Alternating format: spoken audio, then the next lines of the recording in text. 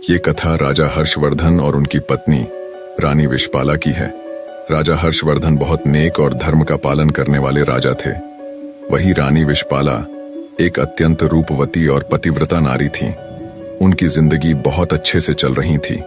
फिर एक दिन समय ने करवट ली और उन्हें अपनी जिंदगी के बहुत भयानक दौर से गुजरना पड़ा।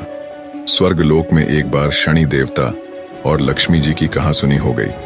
शनिदेव के अनुसार वे लक्ष्मी जी से बड़े थे और लक्ष्मी जी के अनुसार वह शनिदेव से बड़ी थी। इस बात को लेकर उन दोनों में काफी देर तक बहस होती रही और वे दोनों कोई फैसला नहीं कर पाए। आखिर उन्होंने सोचा कि मृत्युलोक में सबसे ईमानदार व्यक्ति से यह फैसला कराया जाए।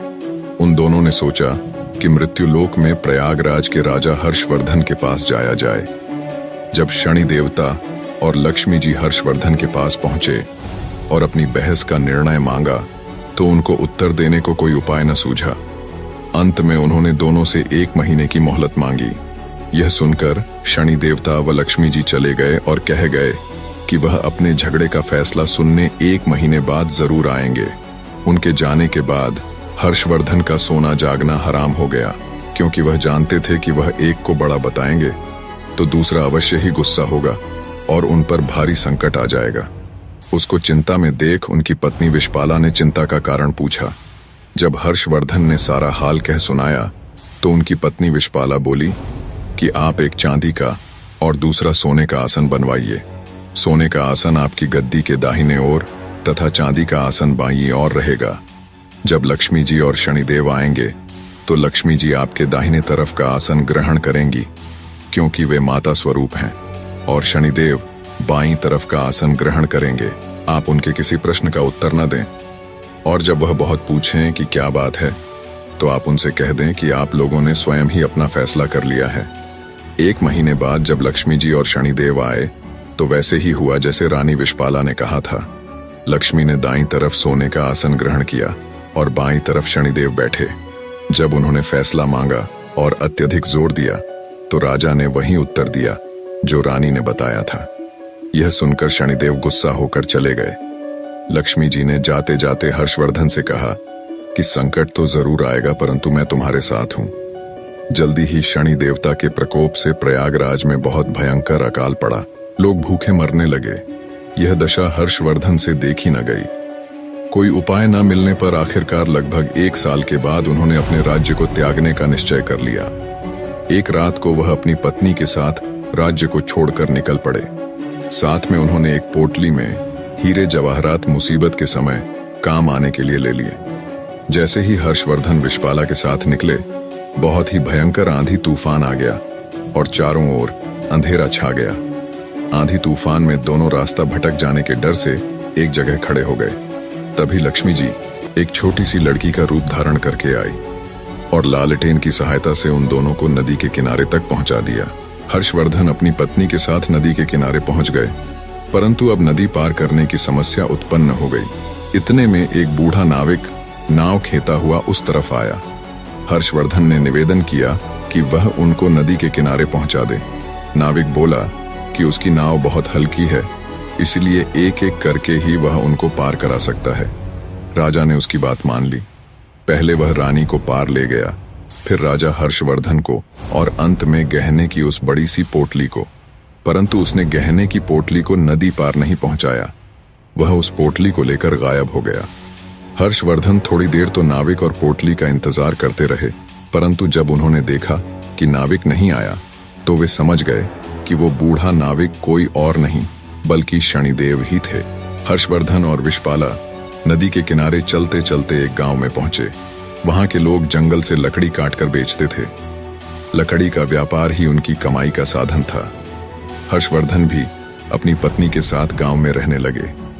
वे चंदन की लकड़ी काटकर लाते और पास के गांव में बेच देते। थोड़े ही समय में चंदन की लकड़ी बेचकर वे काफी पैसे वाले हो गए और आराम से जीवन व्यतीत करने लगे। यह सब लक्ष्मी जी की कृपा थी। उनको आराम में देखकर शनिदेव ने फिर से एक चाल चली।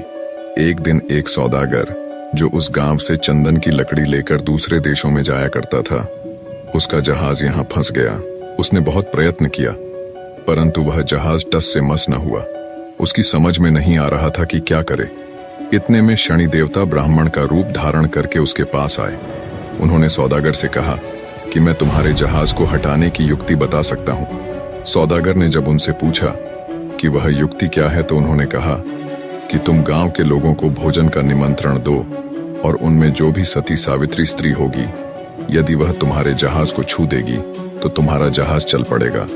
सौदागर ने शनि देवता के बताए अनुसार गांव के लोगों को निमंत्रण भेज दिया। जब वे हर्षवर्धन के घर पहुंचे तो विषपाला ने यह कहकर निमंत्रण अस्वीकार कर दिया कि मेरे पति जंगल में लकड़ी काटने गए हैं। सौदागर के आदमी ने वापस जाकर सारी बात बता दी। सौदागर समझ गया कि यही औरत पतिव्रता है और यही उसके जहाज को निकाल सकती है। वह शाम को फिर उसके घर गया। उस समय हर्षवर्धन घर पर ही थे। उसने निमंत्रण स्वीकार कर लिया।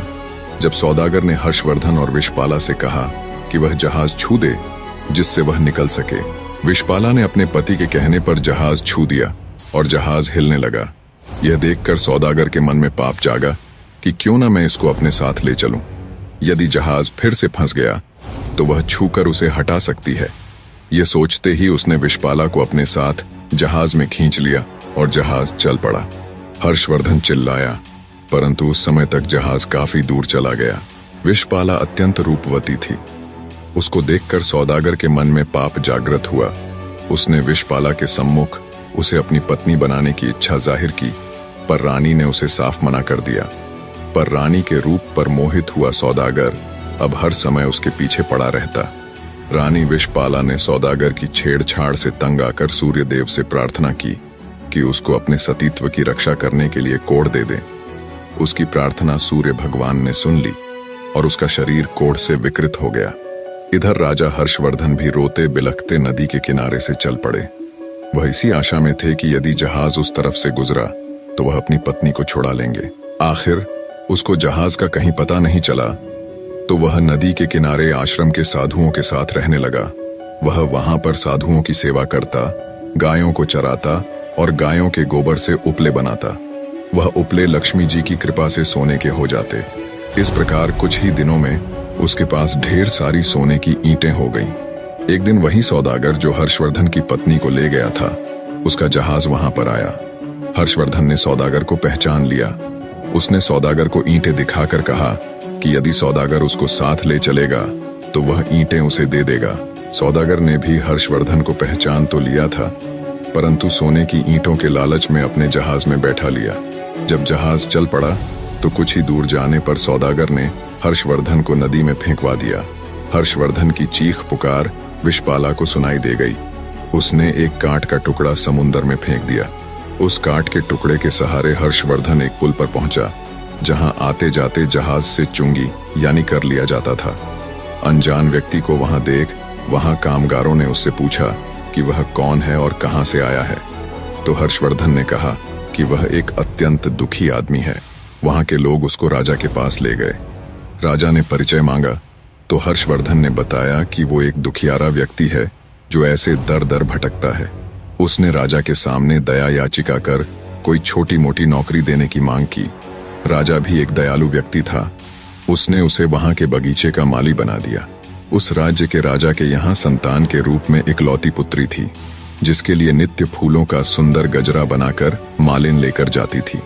एक दिन राजकुमारी ने मालिन से पूछा कि आजकल गजरे कौन बनाता है, वे अत्यंत सुंदर होते हैं। मालिन ने राजकुमारी को बताया कि एक नया नौकर है जो गजरे बनाता है। राजकुमारी ने उसे देखने की इच्छा प्रकट की। जब उसने राजा हर्षवर्धन को देखा तो वह उस पर मोहित हो गई और हर्षवर्धन से ब्याह करने की हठ पकड़ ली। राजा ने बहुत मना किया, परंतु जब राजकुमारी नहीं मानी तो उन्होंने लाचार होकर दोनों का ब्याह कर दिया और जंगल में एक मकान रहने को दे दिया। कुछ दिन बीत गए तो हर्षवर्धन ने राजकुमारी से कहा कि ऐसे बेकार बैठे रहकर मेरा मन नहीं लगता। तुम अपने पिता से कहो कि मेरे को जहाजों की चुंगी का ठेका दे दें। राजकुमारी ने अपने पिता से यह प्रस्ताव रखा तो राजा ने प्रस्ताव स्वीकार कर लिया। हर्षवर्धन अब आने वाले जहाजों से चुंगी लेता। ऐसे ही 7 वर्ष बीत गए। शनिदेव का प्रभाव खत्म होने को आया। एक दिन सौदागर का जहाज वहीं आया। हर्षवर्धन ने उस जहाज को रोक लिया और उसे वहां से जाने नहीं दिया। सौदागर क्रोधित हो राजा के पास शिकायत लेकर गया और विनती की, महाराज जो भी आपका कर है वो मैं हमेशा अदा करता हूँ, फिर भी मेरे जहाज को क्यों रोका गया? राजा ने जब हर्षवर्धन से पूछा कि वह सौदागर के जहाज को क्यों नहीं जाने देता, तो हर्षवर्धन ने बताया कि महाराज, इस सौदागर के पास मेरी सोने की ईंटें हैं जो इसने मुझसे चुराई है। जब हर्षवर्धन ने सौदागर से अपनी सोने की ईंटों की चोरी की बात राजा के सामने रखी, तब राजा ने हर्षवर्धन से पूछा, क्या तुम्हारे पास इस चोरी का कोई प्रमाण है? हर्षवर्धन ने सिर झुकाकर कहा, महाराज, मेरे पास कोई प्रमाण नहीं है। हर्षवर्धन का झुका सिर देखकर सौदागर अपनी बात को और अधिक पुख्ता करने के लिए राजा से कहता है, महाराज, ये झूठ बोल रहा है। मैं शपथ लेता हूं कि सोने की ईंटें मेरी हैं। राजा सोच में पड़ जाता है। तभी एक तेज गर्जना के साथ शनिदेव प्रकट होते हैं और गुस्से में सौदागर की तरफ देखते हैं। उन्होंने कहा, सत्य और धर्म के साथ खिलवाड़ करने का कर्ज चुकता करने का अब तुम्हारा समय आ गया है। शनिदेव सौदागर के पास जाकर उसकी आंखों में देखते हैं। अचानक सौदागर जमीन पर गिरकर कांपने लगता है। वह पसीने से तरबतर होकर चिल्लाता है, मुझे माफ कर दो, मैंने झूठ बोला था, ये सोने की ईंटें मेरी नहीं हैं। इतना कहने के बाद सौदागर के शरीर से एक अजीब सा धुआं उठता है और वह वहीं राख में बदल जाता है। राजा और दरबार के लोग स्तब्ध रह जाते हैं। किसी को समझ नहीं आता कि क्या हुआ। तभी शनिदेव हर्षवर्धन के पास जाकर उनको प्रणाम करते हुए कहते हैं, राजा हर्षवर्धन, तुम्हारे सत्य और धैर्य ने मुझे पराजित कर ही दिया। तभी एक बार फिर से तेज प्रकाश होता है और तेज प्रकाश के साथ लक्ष्मी जी प्रकट होती है। मां लक्ष्मी जी हर्षवर्धन को आशीर्वाद देते हुए कहती हैं, तुम्हारे त्याग, धैर्य और धर्म का पालन करने के कारण मैं तुम्हें अखंड समृद्धि का आशीर्वाद देती हूँ। तुम्हारा राज्य फिर से समृद्ध होगा। आशीर्वाद देकर लक्ष्मी जी और शनिदेव दोनों अंतर्ध्यान हो जाते हैं। राजा के आश्चर्य की कोई सीमा नहीं थी। वह हर्षवर्धन के पास आकर कहते हैं, तुम कोई साधारण पुरुष नहीं हो सकते। तब हर्षवर्धन उसे पूरा किस्सा बताते हैं। राजा सहित पूरा दरबार हर्षवर्धन की धर्मपरायणता का गुणगान कर रहा था। राजा ने हर्षवर्धन की पत्नी रानी विश्वपाला को आदरपूर्वक जहाज से पालकी में बुलाया। रानी विश्वपाला ने पुनः सूर्य भगवान से प्रार्थना करके अपना पूर्व रूप मांग लिया। राजा ने आदरपूर्वक हर्षवर्धन के साथ अपनी बेटी को और रानी विश्वपाला को भी, जिसको उसने अपनी बेटी मान लिया था, प्रेम पूर्वक विदा किया। निष्कर्ष, किसी के जीवन में कठिनाइयां कितनी भी बड़ी क्यों न हो, अगर व्यक्ति सत्य और धर्म के मार्ग को नहीं छोड़ता तो समय के साथ वो न केवल हर मुश्किल से बाहर आता है, बल्कि खुद वो मालिक परमात्मा भगवान भी उसकी मदद करते हैं।